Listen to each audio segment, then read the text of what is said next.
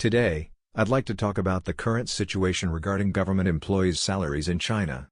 Right now, China's economy is in a downturn, and in private companies, salary delays have become quite common.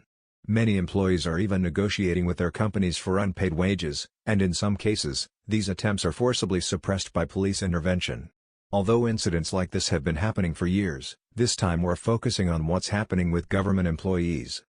Here's an article dated October 29, which reports that in many regions, government employees' salaries are delayed or unpaid. This situation is leading some public workers to resign because, without regular pay, they need to find other jobs to support themselves. The article includes specific cases, such as an employee of the Commission for Industrial Modernization. This commission, a department that promotes industrial development, paid this employee over 6,000 yuan monthly. However, salary payments stopped for 3 months, leaving him with no choice but to resign to support his family. Local governments, which are supposed to pay salaries, simply ran out of funds. Another article from October reveals that many regions, including prosperous areas with GDP exceeding 10 trillion yuan, are also experiencing budget imbalances, causing government salary delays. In some places, like parts of Nanjing, public employees and government-linked workers have gone without pay for months.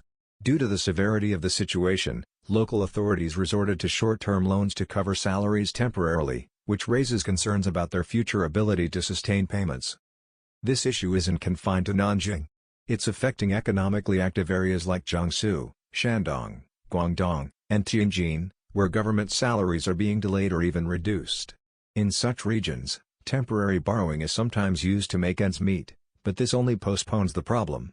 In some cases, governments have increased fines and fees on ordinary citizens to raise funds, but reducing the salaries of civil servants is another approach being considered.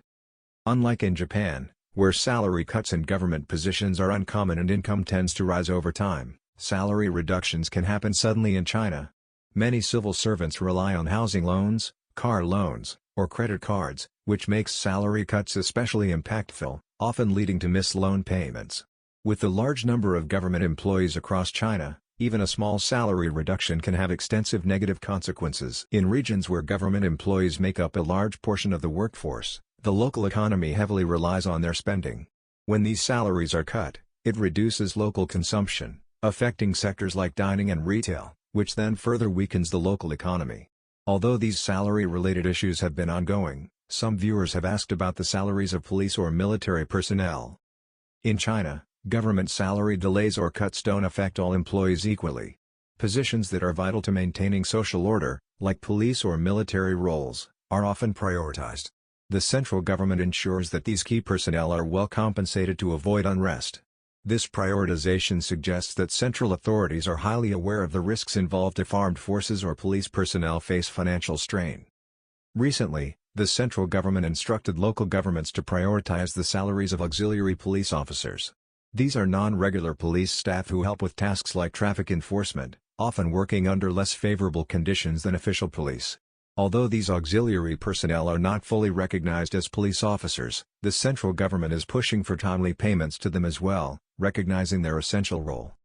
In summary, as China's economy worsens and local government finances deteriorate, the treatment of government employees is declining, especially for those not in direct roles related to security or enforcement. Reduced salaries lead to decreased consumer spending, weakening the local economies further. Many local governments lack experience in promoting sustainable economic growth and have relied on real estate development for revenue. With the real estate bubble burst, these regions are now in crisis. Beijing has announced plans to pour funds into improving the situation, but given the lack of knowledge and experience among local authorities, large-scale cash infusions may bring more negative side effects than benefits. That wraps up today's discussion. See you in the next video.